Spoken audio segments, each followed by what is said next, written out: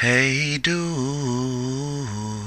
in Shadowspear, we could fight things or grab a beer. Remember, we role play here, and if you don't, that's just fucking Okay, weird. yeah, I'm gonna try this out. CoTh Cast 3.0 is to take over the Pharaoh right here. I'm starting it again. We're gonna try something new in TeamSpeak. Feedback, welcome.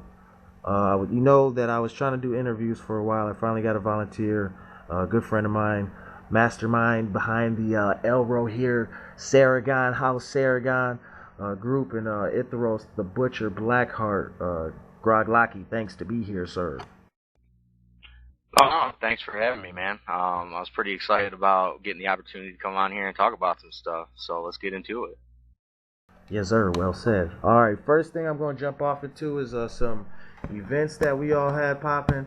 One passed already, but I still got to talk about it. It was pretty good.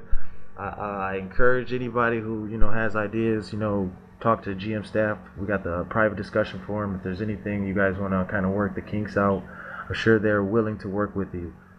Kidnap 5 Ever. Lox Martin. I got to give it up. This was a pretty incredible event. I enjoyed it from beginning to end. This was my first kidnap to be a part of. I got to see it grow. Grog, how'd you feel? Um, I really liked it. Pretty much same thing, beginning to end. This was my first kidnapped event.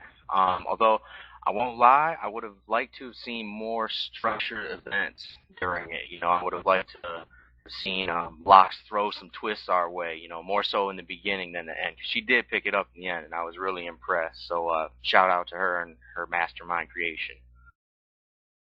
Yeah, I agree. Now that you bring that to an idea, there was some interesting feedback.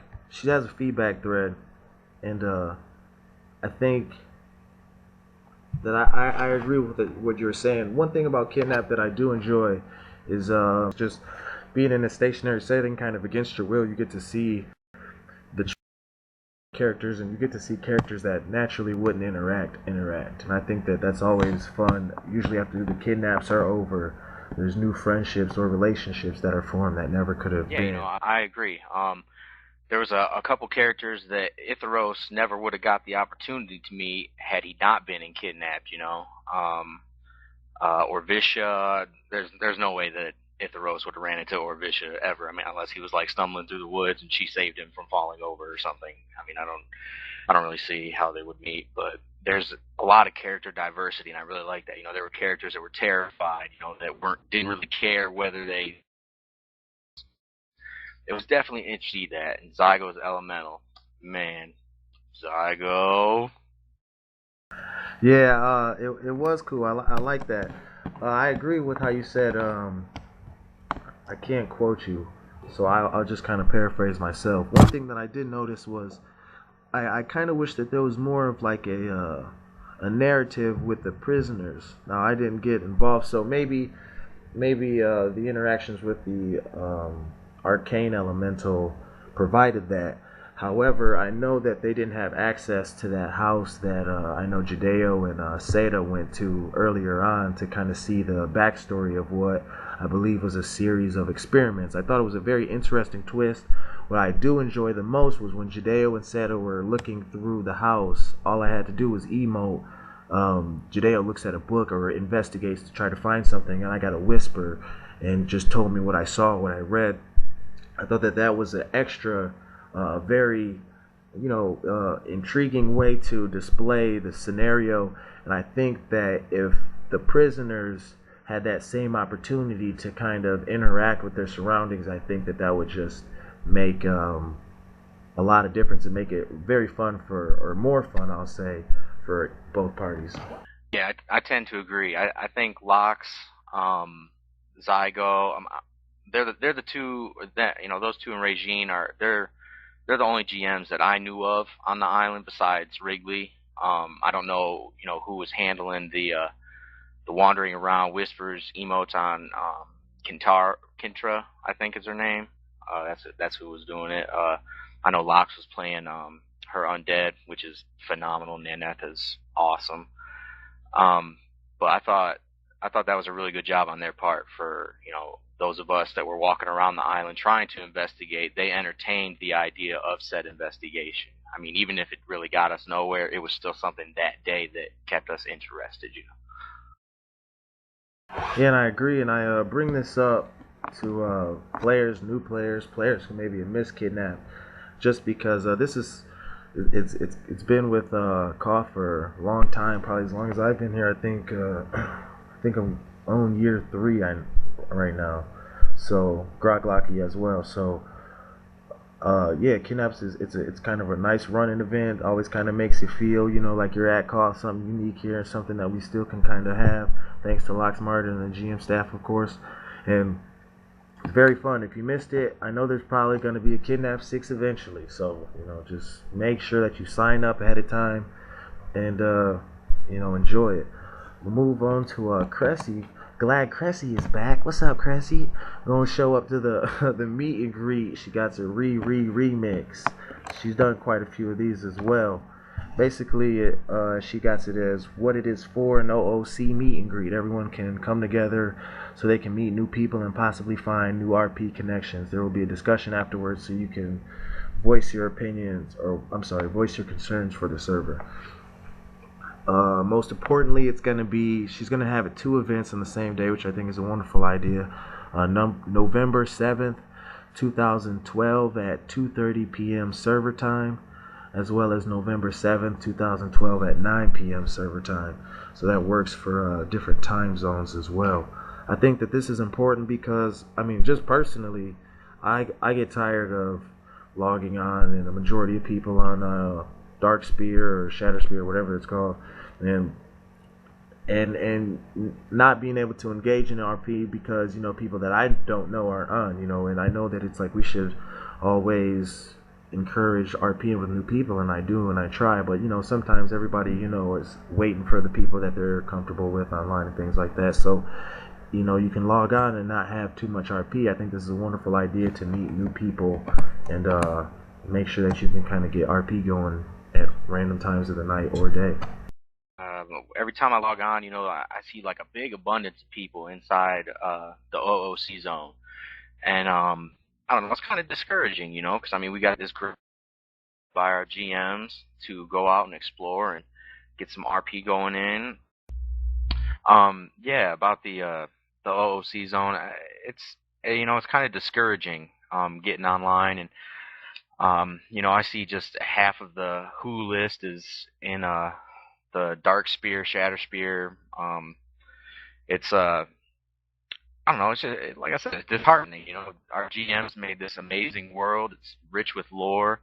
I think we should be out, in it, doing stuff, planning events, getting events going, or just random tavern RP. If you got a drunk dwarf, let's hook up, baby. Let's get some RP going. But that's just my thoughts on it. I'd like to see more people out in the world meeting randomly.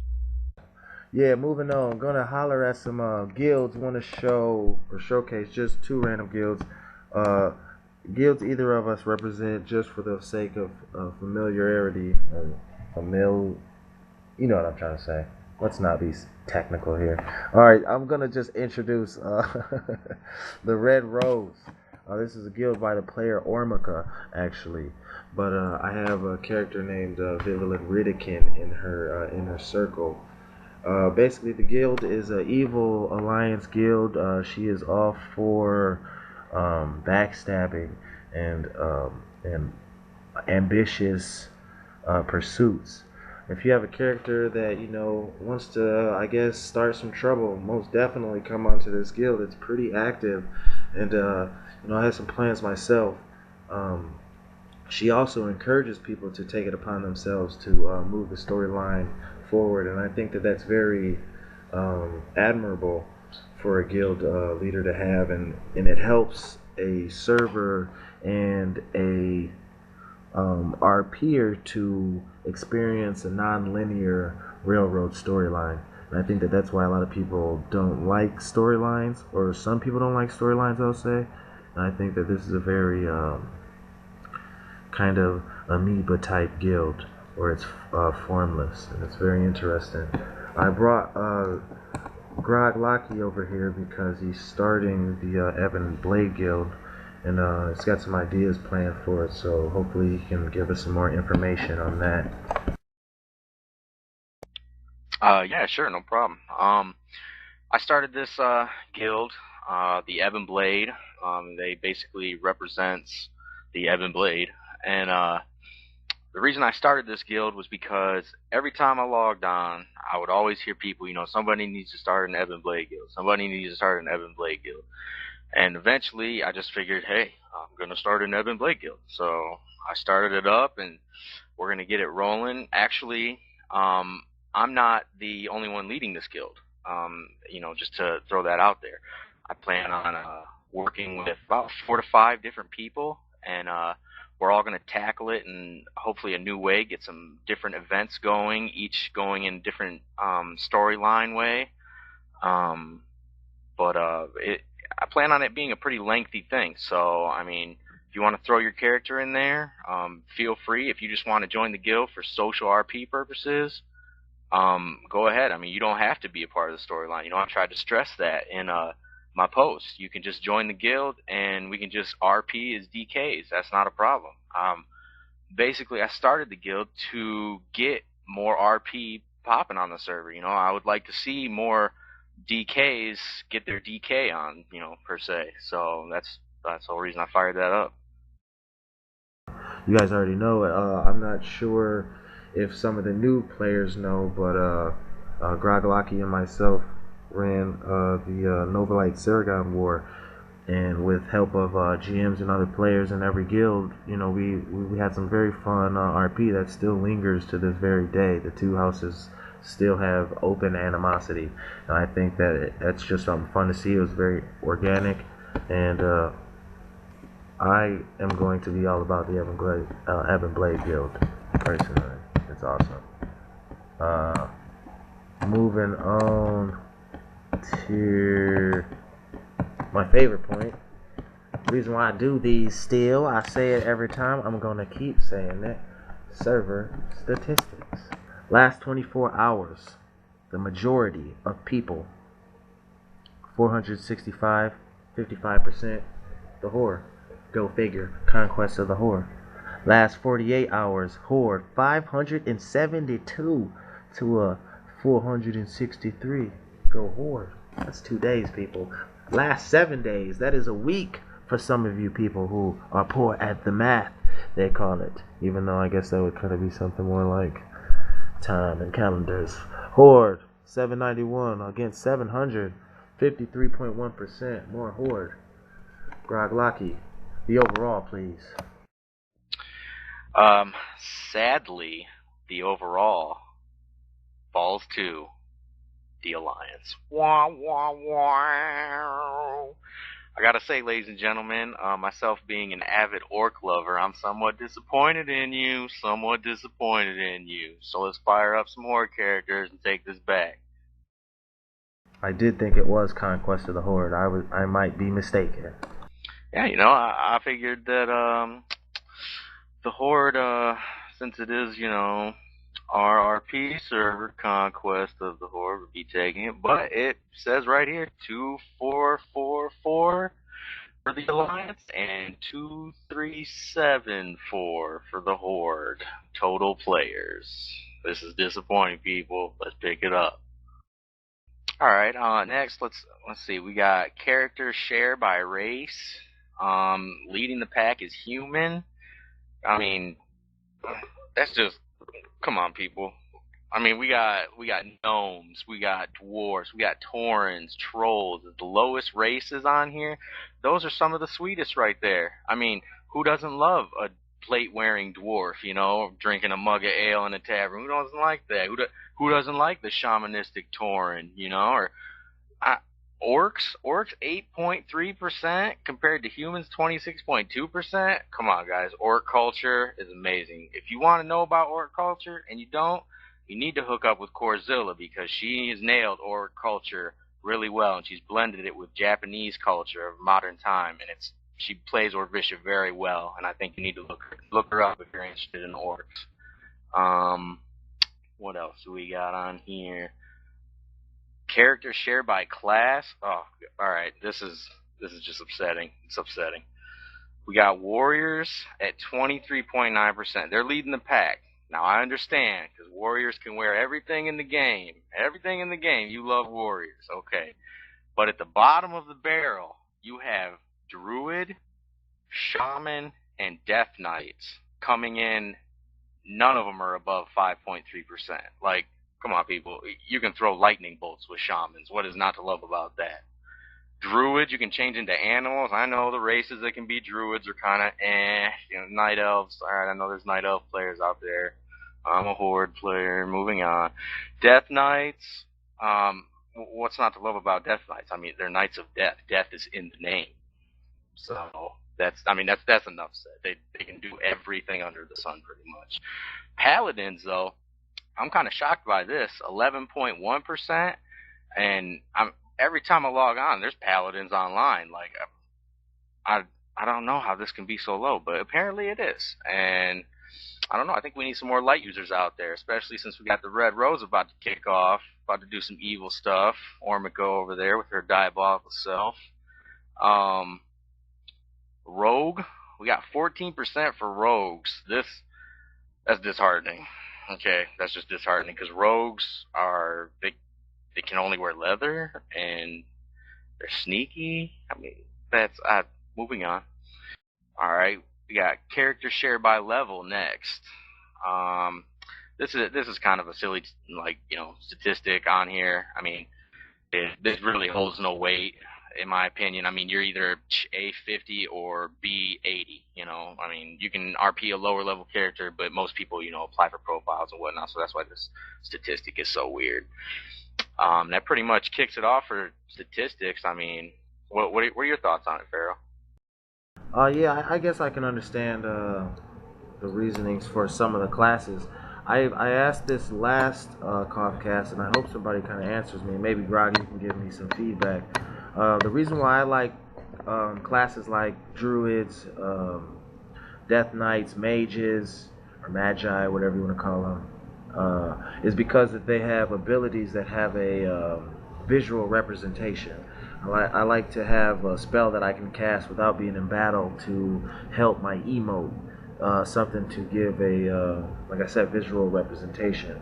Now, I see a lot of rogues, and I was surprised. Rogues at 14% are still the second highest, the second highest class, the most used class, the second most used class besides the most versatile warrior. Now, I'm curious, do rogues have any abilities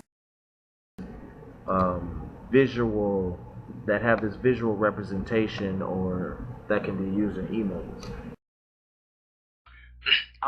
Actually, yeah. I use a lot of them on Mastis. For those of you that don't know, Mastis Novalite, he's a gun-toting cowboy-esque rogue.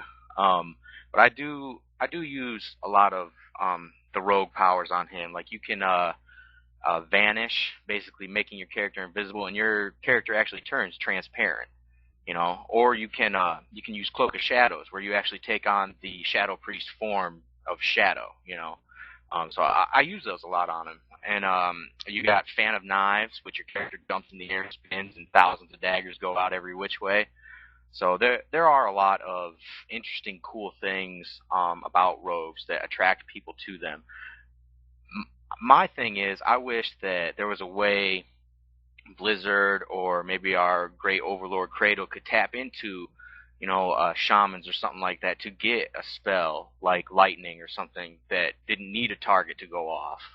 That I thought, I was thinking that would be cool, but like I said, I'm not a computer genius and I don't know how to do that stuff, so I doubt it'll happen. We can always dream, my friend. We can always dream. Moving on to the guilds, top 5 guilds. We got a new change in the lineup, some old names coming back. We even got a tie. This just in. When I saw the tie that I previously was about to speak about, it was 26 and 26 between the Ash Wardens led by Kalari's Druid, and I don't think that I could say that name, and Kagran's Deadeye Watchers at 26. Now the Deadeye Watchers must have recruited somebody because now they're up at 27.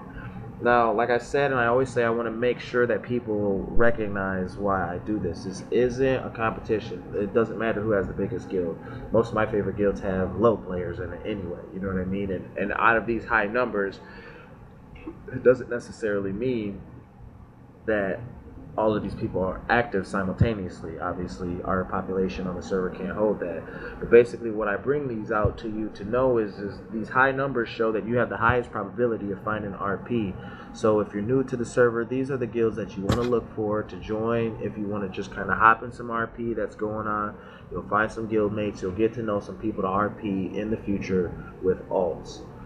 Deadeye Watchers. I actually, shame on the Pharaoh. I didn't know this was a lower guild at all. Grog told me actually, so he's gonna talk about it because he's got a character in it, his namesake, I believe. Yeah, actually, my character, named after moi, Grog Locky, the Spirit Champion, reps the Deadeye Watchers hardcore, I must say.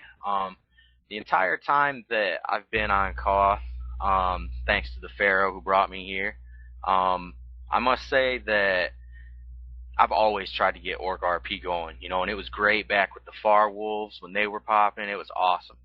But I gotta tell you guys, if you're looking for good old-fashioned lore-based Horde RP, you need to hook up with the Deadeye Watchers because they're doing stuff. They got full GM support. Their events are amazing. The DMing is amazing.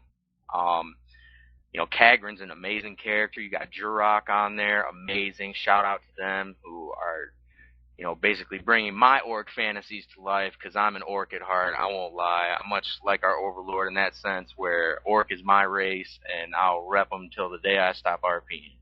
So big shout out to them. Also about their guild is they welcome all. As long as you are a horde player, they will welcome you. I've seen an elf in this horde, orc-based guild. She is awesome. I gotta tell you that. I can't think of her name off the top of my head, so shame on me. But there are elves in this guild. So if you got a horde character and you're looking to pop them off, you need to check out this guild, and the storyline's amazing, people. I promise you that. A return old school champion, I think.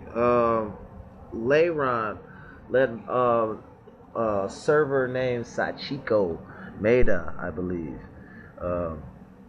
Blades of Silverfang, 31. I like this guild. I think it's a cool guild, and the thing that I enjoy about it is Leiron and Rubera played a very interesting part in the whole animosity between the two houses, House Saragon and House Novalite, because they were almost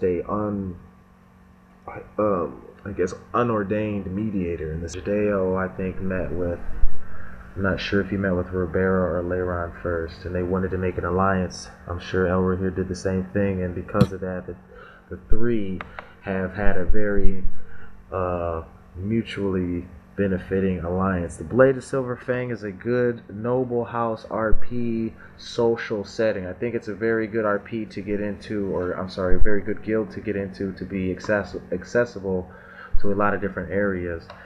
Just because Leiron and the Silverfangs are nobles, it doesn't mean that being a part of the guild makes you a noble. The Blades of Silverfang actually is a kind of like a militant, I would say like a kind of a militia of the house, where they handle kind of mercenary work, protect the house and their allies as well. So if you kind of have like an elf warrior, or even, I'm sure that they'll take other races as long as they're horde aligned. And Leiron's not really openly racist, so you can still get RP. The Blades of Silverfang, I believe, have remained in transcended and testified time because of the fact that they are very versatile in what they do, and it's very strong social RP. Most of the players are active. If you're looking for some good RP with your elf, I most definitely suggest the Blades of Silverfang. Number 3 The Argent Crusade, 34 members. I Before this was led by Krillari's Krillari, but Krillari had a retcon. So I don't know who Vangelis is, if that's the name, Vangelis. I'm not sure, there's so many ways to interpret it. But once again, the Argent Crusade is a lore guild, so Grog Locky can explain that way better than I can. Yeah, as far as the Argent Crusade goes, I think um, the basic information that you need to know about them, that Paladins came together, with the forces of Azeroth, stormed Ice Crown, kicked the Lich Kings. Can I cuss on here? Yeah, Cressy cusses all the time. Yeah, they basically kicked the Lich King's ass, and um,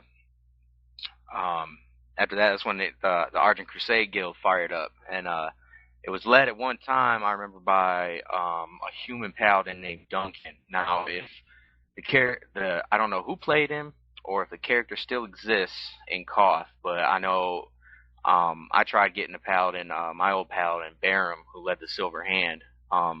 I tried getting him in with Duncan in the Argent Crusade, and the RP was really good. So if you got a paladin out there or a crusader, knight, evangelist, whatever, try and get him in this guild if you like House and Scourge.